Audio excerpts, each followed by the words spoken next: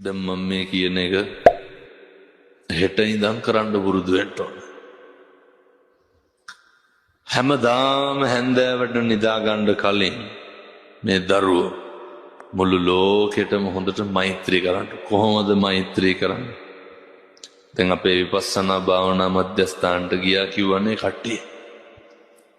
ගිහිල්ලා භාවනා කරන්න. එතන ගිහිල්ලා වැඩ කටයුතු සිද්ධ කරන්න. එතකොට හැන්දෑවෙන් නිදා ගන්නකොට දරුව පුරුදු වෙන්න ඕන මේ ලෝකේ සියලු සත්‍යෝ සුවපත් වේවා කියලා කියන්නේ. කවදා ඉඳන්ද දැන් ඕක කියන්නේ? අද රෑ නිදා ගන්න ගිහින් මොකද්ද මතක් වෙන්න ඕන?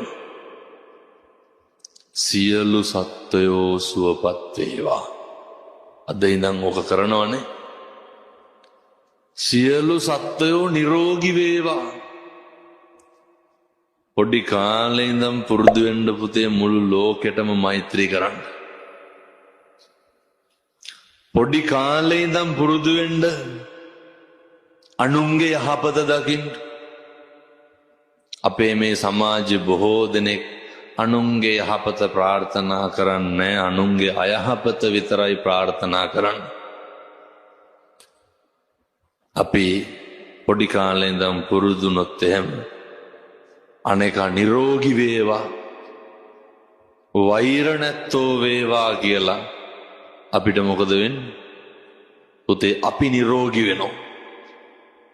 අපි වෛර නැත්තෝ වෙනවා. අපිට කවදාවත් ආයේ කේන්ති යන්නේ නැහැ. අපිට කවදාවත් ආයේ ද්වේෂය ඇවිස්සෙන්නේ නැහැ. ඒ හින්දා හැන්දෑවට නිදා ගන්න කලින් හෙට ඉඳන් හොද්දට මෛත්‍රී භාවනාව කරන්න. අපි මේ ධර්ම දේශනාව ඉවර වෙලා මෛත්‍රී භාවනාව කරනවා ටිකක් වෙලා. ඒක හොඳට ප්‍රගුණ කරන්න කියන එකයි පැහැදිලි කරේ දරුවනේ. දේශනා කරන්නට යෙදුනේ. ඒ නිසා මේ ධර්ම දේශනාව පුරාවටම අපි පැහැදිලි කරන්න යෙදුනේ මේ දරුවෝ කොහොමද මනුෂ්‍යාත්ම භාවයෙන් වැඩක් ගන්න. කොහොමද ඔය අතපය හොඳට තියෙන එකෙන් වැඩක් ගන්න. දැන් මම මේ දරුවන්ගෙන් පොඩි ප්‍රශ්නයක් අහනවා. ඔය මේ දරුවන්ට තරහ යන්නේ නැද්ද? කේන්ති යන්නේ නැද්ද කවුරු හරි යාළුවෙක් කරන වැරදි වැඩකට? කේන්ති යනවනේ. අද ඉඳන් මේ ගුණය